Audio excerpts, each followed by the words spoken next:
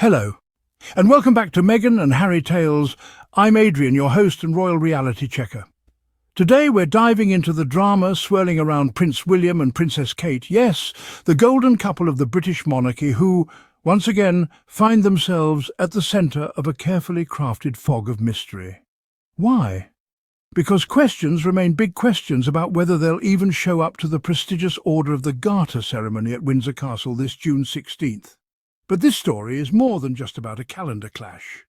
It's a mirror reflecting everything that's wrong with the palace PR machine, the selective sympathy doled out to the working royals, and the glaring double standards that have plagued Meghan and Harry from day one. So buckle up, folks. We're going all in today, no sugarcoating, no tiptoeing, and definitely no bowing and curtsying. Let's unravel the illusion. Every June, Windsor Castle hosts the Garter Day procession, a pageantry-filled affair rooted in nearly 700 years of royal tradition. Robes, plumes, carriages, it's the monarchy's version of a red carpet.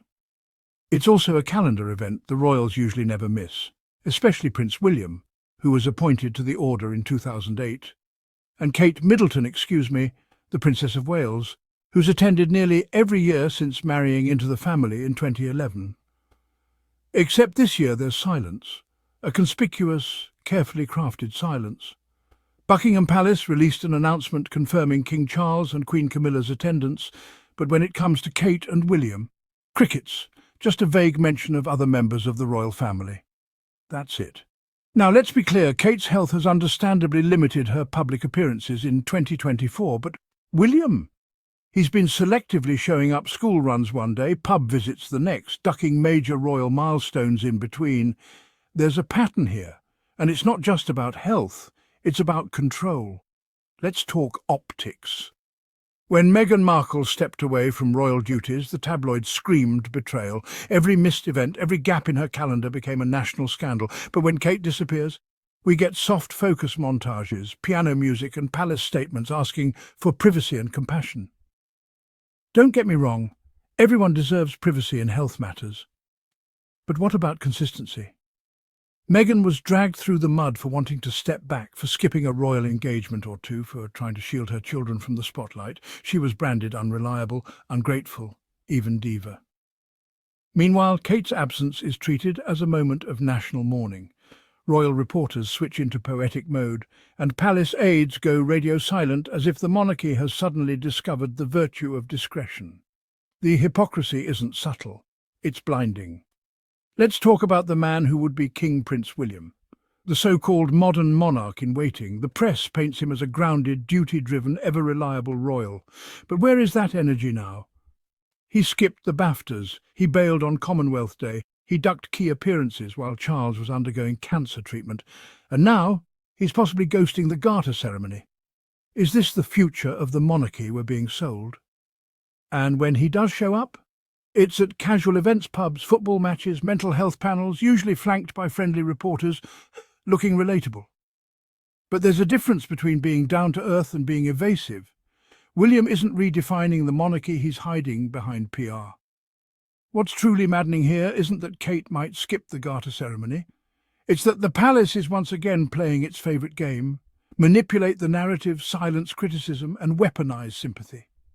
When Meghan took maternity leave, tabloids whined about laziness.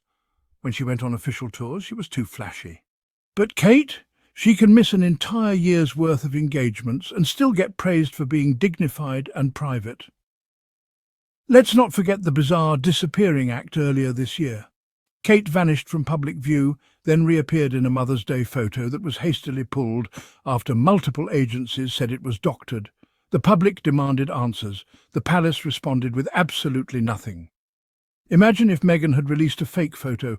The UK press would have called for her deportation. Let's step back and ask, what even is the Order of the Garter?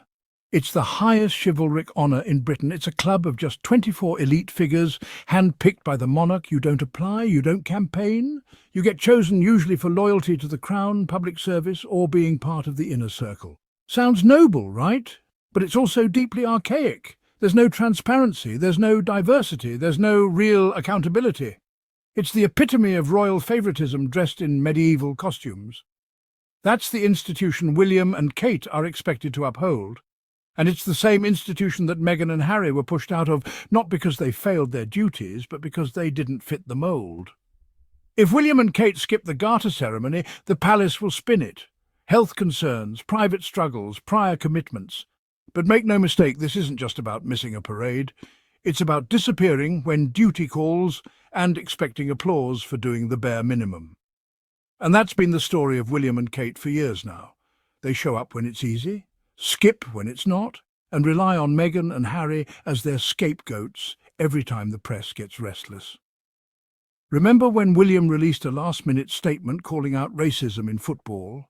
He was hailed as a bold leader, but when Meghan spoke about suicidal thoughts and racism within the family, he denied it with a smirk, saying, "We're very much not a racist family." That contradiction says it all. While William and Kate retreat behind vague palace statements, Meghan and Harry are out there doing the work, building their Archwell Foundation, supporting veterans, advocating for mental health, digital safety, racial equity and eco-travel. And they do it without royal funding, without security from the Crown, without the British tabloids in their corner. Meghan and Harry have redefined public service as something earned, not inherited.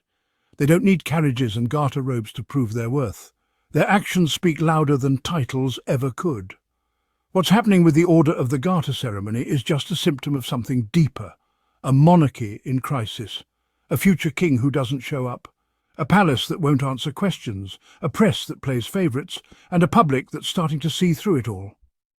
Kate and William were once the hope of the monarchy, the modern faces of the crown, but now their silence is louder than their presence, their absence is more frequent than their appearances, and their image more myth than reality. Meanwhile, the Sussexes who were pushed out for daring to break the mould are thriving outside the palace walls. So, as the Order of the Garter approaches, don't be distracted by vague palace announcements or recycled headlines. Look at what's missing.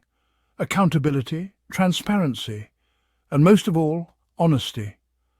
Kate and William might show up in their feathered hats and velvet robes, or they might stay hidden behind palace gates, but either way the story is clear. The image of perfection is crumbling, and it's about time the world started asking the tough questions. Thanks for watching Meghan and Harry Tales. I'm Adrian, your go-to for the truth behind the tiaras. Until next time, keep questioning, keep watching, and as always, stand with those who choose purpose over pageantry.